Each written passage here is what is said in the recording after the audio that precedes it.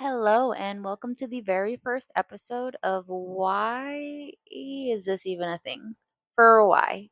My name is Jess, and I am a scientist slash counselor slash trauma survivor slash person with ADHD who specializes in trauma, attachment style, mammalian survival, neuroscience, neuropsychosocial processes.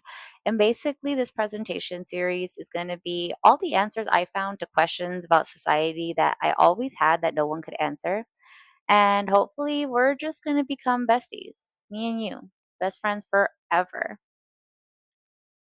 So, one of the societal themes that is harmful is being yourself is dangerous. Like, look, that's you, like all done, like you are ready to go, trying to look forward, and society is like, nah.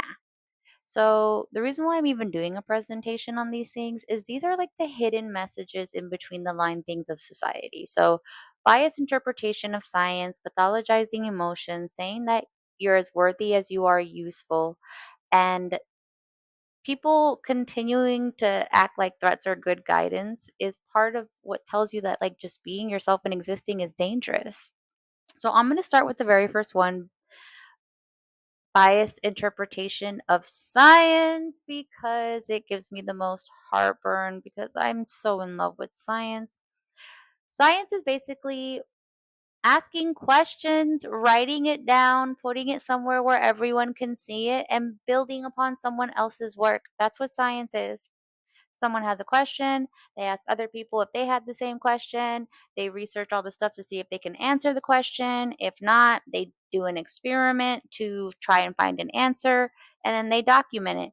Every scholarly article has two types of information. The first is the quantitative, which is literally how they got there, how they got the data, what questions they asked, and the numbers. And then the last part is their interpretation of it. Those are two different types of information, and the latter take with a grain of salt. I'm going to give you an example in eugenics and IQ. So, the best way I can describe what people who believe in eugenics believe is very Game of Thrones, brother sister loving, very like old school royalty, keep it in the family, but like for real, for real. So, at the core of eugenics is they believe that you should breed people to keep certain physical assets, whether it be money, power, whatever it is. So, the importance is on the physical asset and not the people. The people are the pawns that you put together in order to get that physical asset. IQ was created by those people. The IQ test that we use now, that if you can't tell, we've been shying away from, these dumbasses are the ones that created it. And basically what they did is Alfred Binet, studied his kids and created this test that basically he believed would match his kids up to their best way to learn, right? So the dumbass eugenic scientists took that and they were like, okay, so we're going to apply this to adults too. And the way we're going to collect data is we are going to interview the people that we don't want to have power and that are poor so they can't help us, and we're going to interview the people that can help us and have money. And the most common answers for the poor people is what we're going to use as a low score. Literally, that's how IQ was created. No real science, guys. And it became so strong. Well, you guys already know in modern history, but in 1927, a woman was sterilized against her will because of an IQ test. She was not feeble minded. Myers-Briggs test is one of the most recent that a lot of people don't know. This test was created by a female scientist who retired after she had kids, and she was a huge fan of Carl Jung. So am I. He's just amazing. And she had the same idea as Big Alfred. So she was like, "Okay, I'm going to study my kids and their friends. I'm talking 6 to 9-year-olds, and I'm going to use the Jungian theory to match them to the best way that they can learn." So when she died, her daughter kept going. Somebody saw it and was like, okay, we're going to apply this to adults, even though the data is only on kids. And we're going to use it to tell personality for job tests. Again, zero science, guys. In fact, when they did science to see if it was applicable to adults, they found out that it wasn't. That as people grow, they go more in the middle than those extremes. So, not science, but look how much we use it. Pathologizing emotions means that they take real human emotion, like real natural feelings and experiences, and they tell you that something is wrong with you for feeling it out loud. That's what pathologizing means. So, for example, I love psychology, it's my science, my babe, but at the foundation of psychology is pathologizing emotions. I'm going to bring up drapetomania and hysteria. Drapetomania was when white scientists in the time of slavery decided that if a slave tried to escape or showed a lot of distress, it wasn't that they were being mistreated and they were being cruel, sick fucks. It was that the slave was mentally ill because they like have a roof over their head and they're fed every day. So that's a better situation. Hysteria, Freud, who I hate, found out that all his rich white friends were raping and molesting kids and women, but he couldn't snitch. So he was like, oh, it's like a woman thing. And if you just give her a clitoral, orgasm, everything's fine. That's what hysteria was. If you are a mental health professional, all I'm going to say is I guarantee you that if you look up your mandated reporting and duty to warn, you will find a lawsuit where someone lost money, not a high instance of death. That's all I'm going to say on that. Generational curse of survival. So, survival changes the way your body runs. Your body literally goes from thinking to just being built to move. It's only meant to be for a short amount of time.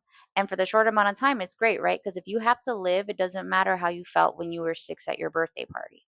The problem is when it becomes generational and nobody breaks out of survival and nobody teaches how to deal with the full array of emotions. And what ends up happening is they teach that there are good and bad emotions. The bad emotions are the ones where you show suffering or you show pain or you show something or you show that something is wrong and action needs to be taken because in survival you have to blend in. Common sense was a way to stop questions and to encourage compliance. There's no such thing as common sense. Your attachment style is how baby you learned how to survive before you could talk. Every experience you had as a baby taught you how to survive. You literally have to be taught everything. The most common sense thing you have is like your heart and your lungs, but we can't control them and that's the only reason why they work all the time. There's no such thing as common sense and all it does is stop learning. And gender roles, men can't cry, women are never reasonable. There you go. A lot of people call this capitalism, but I think it's underneath that. Like, I think the message of your worth as a person being directly equated to how useful you are. And we see that through the socioeconomic things, depending on what type of area you live in, that's how much help you get. Depending on how much money you make, that's how nice people are to you. And not because you're a good person, but because you can be useful. The other part of being useful over being a person is the second that you need something, you stop being useful and you become something that needs attention. So what this creates is a chronic bypassing of what you need and what's going on with you. Your body and your brain can functionally work independent of each other to where you have no idea. Gender roles again. Men are as useful as they can lift heavy stuff and make money, and women are as useful as people are people.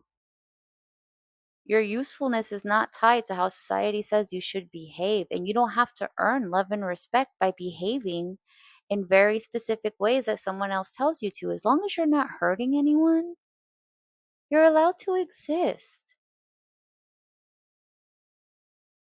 And the worst part about usefulness is it's subjective, which makes it dangerous because if the person who wants you to be useful doesn't care about you, they are going to have you do useful things that hurt you. That's also why you won't feel satisfied, why you could technically be doing all the right things in life and be technically successful, but feel empty inside. Why you just always are, you don't know what passion is or happiness or hobbies are. This is based on your worth being tied to your usefulness and the neglect of self and masking. If you just worry about being useful, you're constantly masking. Threats equal effective guidance. There's so much science that says that threatening things and evoking a sense of survival in someone and a high emotional arousal, it just doesn't work long term. So, what happens to your body when you are in survival is as soon as your body feels like you have to survive, all the blood that goes to the part of your brain in the front right there that thinks logically, it goes to your muscles. So, you literally cannot think logically. So even if you get trained to behave in a certain way, the second the situation diverts a little bit from the original way you were trained, you're not going to be able to meet that because your logical thinking is off. Fear based results are inconsistent because part of humanity and being a person is the gray. You can't do a black and white. You're not even yourself when this happens. You're just trained. Love and keeping the nervous system steady while teaching someone how to figure it on their own is how you learn. Lack of emotion is trauma, not obedience. So, the moral of the story, you are allowed to exist as you are. There's no right or wrong way to be. As long as you are not hurting anybody, you're fine. Walk your dragon with your man bun and your cape, bro. Anybody who tells you that there is a right or wrong way to be in specific ways to how you should dress, whatever, all the time, it's about control. You're allowed to exist. Societal rules are not set in stone, and they start off helpful. Societal rules only become harmful when they don't evolve with the people because as we evolve, so should the rules.